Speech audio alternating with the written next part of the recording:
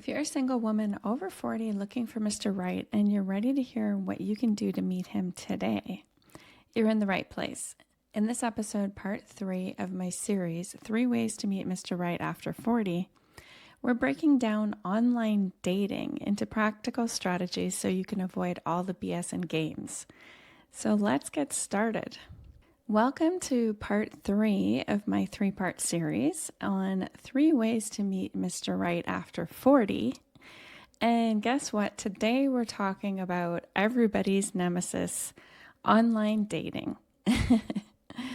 So between fake accounts and married men and the Tinder swindler, remember that guy? It's a wonder anyone signs up for any kind of online dating apps. If you're so frustrated with the games and the BS on the dating apps and all you want to do is send Christmas cards this year with you and your dream lover wearing matching pajamas and giant goofy grins, then this episode is for you. So buckle up. The number one thing I hear from women is that online dating is a waste of time. I want to help you to get past that block because online dating is still a very focused and legitimate way to meet Mr. Right. And that's how I met my husband, and my clients have met their one and onlys. So it is still a way to do it, but there are things that you need to do as a workaround so that you don't get completely, drawn in by all of the games as I was talking about.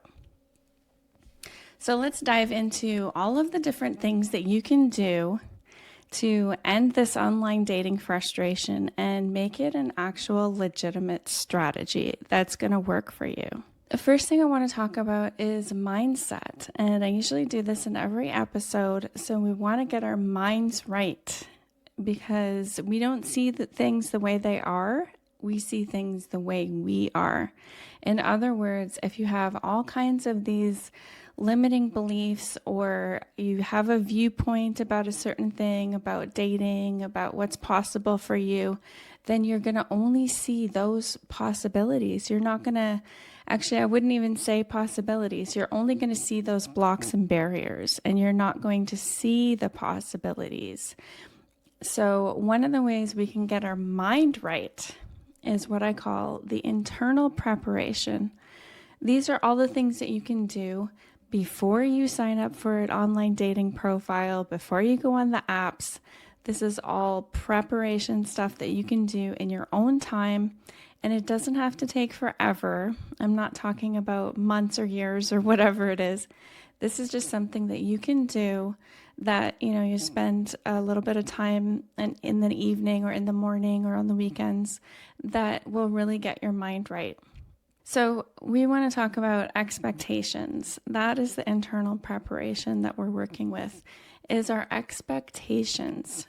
So if you've listened to my podcast at all, and if you listened to season 1, I talked a lot about my own journey, my own story, and what I've been through and the things that I do to overcome those things and my own limiting beliefs. And a lot of it centers around journaling. I cannot tell you how powerful journaling is. And if you're listening to this, you're probably a fan of self-reflection or introspective kind of work, because we can't really go around, willy-nilly just doing things without thinking them through or without reflecting on what our expectations and beliefs are. So I want you to spend some time journaling, or you can just even start to think about it right now. If you have time to let your imagination wander or open your mind about what you want and what you are willing and able to put into online dating. This is really crucial. If you go into online dating without examining your fears and your desires, you'll be taking whatever comes your way or whoever comes your way. And this is where people can really get duped. And I'm not saying that this hasn't happened to me over the years. Of course, I've been taken in by unavailable guys, and that's why this podcast is called Stop Chasing Unavailable Guys, because I know this and I, been there, bought the t-shirt, all that stuff. But the more you can be aware of these things, the better off you're going to be. So you want to get to a point where you're choosing what is best for you and who is best for you. So if you answer these questions below and spend some time thinking about it, so you can either pause this and go and do some self-reflective work, or just wait till after the episode and do it in your own time. And of course, there are no right or wrong answers, just clarity and preparedness. The more you know about yourself, the easier it'll be to find what you're looking for and who you're looking for.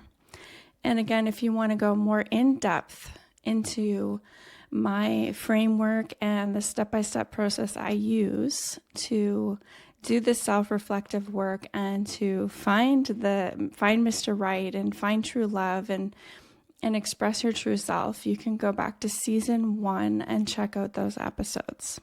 So I've worked with clients in the past who have had unrealistic expectations on both sides of the equations. For example, one client wanted to sign up to the dating apps and spend a few minutes chatting to someone, go on a date, and walk away with the love of their life. Another client had the opinion that dating online was extremely time-consuming and would take umpteen years and all of their mental, emotional, and physical energy to bear any love fruit whatsoever. So I'm not saying that my clients' expectations were impossible to meet. It's just that your unexamined expectations can be the leading cause of what's going to have you spiraling around and thinking that online dating is a total waste of time, not to mention getting caught up in all kinds of, relationships and dating of guys that are just not right for you. So here come the questions. These are your journaling or just spending some time with your eyes closed if it's safe, or just letting these questions wash over you. So what do you hope to get out of online dating? That's one question.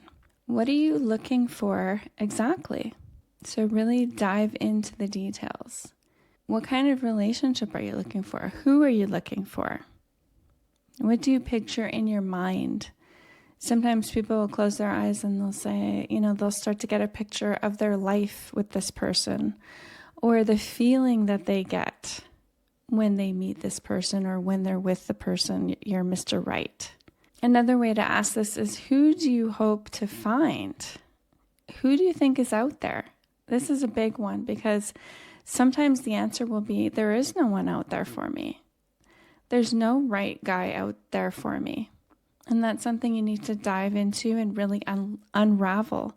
Because as you can imagine, if you're immediately expecting that there's going to be no one out there for you, you're not going to get any results. You're not going to meet anyone of any substance or any potential whatsoever. It's just going to be a constant struggle. So you really want to kind of dig up those huge blocks and barriers that might be hiding in the shadows or in the wings. Another question, when do you think you'll meet someone special? So in other words, how long do you think it's going to take? This is another one to uncover what might be like the client I was working with, who had a belief and a vision that it was just going to take months and years of grueling work, and it was just like her worst nightmare. And to really get specific, it can be something like, how many dates do you expect to go on before you meet your potential partner? In the last piece around expectations, how much time and energy are you willing to put into the dating process?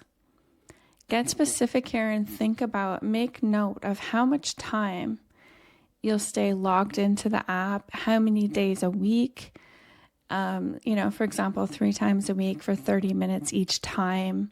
Like, what is your actual capacity and willingness to spend on these apps? Because I will say, spoiler alert, you do have to put time and energy into this. It's a worthwhile pursuit, but we don't want to be, unrealistic in the sense of thinking that it's not going to take up any time or energy because it will. And it should, because it's something that's very important to you. If it's very important to you to meet Mr. Right or to have this wonderful relationship, this devoted, lasting love relationship that you're looking for, there needs to be some time and effort put into it. Okay, so let's go on to the second part of the internal preparation, which is the intentions. This is the empowered version. So once you get into what are your expectations, which can be a little bit of a minefield, we want to change some of those things or dive into them and make them into intentions, which is a more empowered, take charge kind of energy around what you are looking for and what you desire. So expectations are all about hoping and wishing or demanding. And that's why it's easy to get derailed and frustrated if you aren't consciously aware of your expectations. Intentions are empowered desires. You're taking the bull by the horns and showing up how you choose to show up online dating. You're in charge of your dating experience, which is 100% in your hands. And I'm not talking about who's going to show up and who's going to be on the dates. I'm talking about what you are experiencing when you're on the dating apps and when you're interacting with people and having conversations and setting up dates. That's 100% in your hands, how you experience that. So some examples of intentions can be, I intend to have fun while I look through online profiles. I intend to find and message some potential people who I deem to be, high quality men between 2 to 3 this week. I intend to go on 1 to 2 fun and full of potential dates this week or this month. However, whatever your capacity is, that's why you want to go back and check what's your capacity for energy to put into this dating. I intend to show up as myself, fully open to the process of online dating. This is a big one.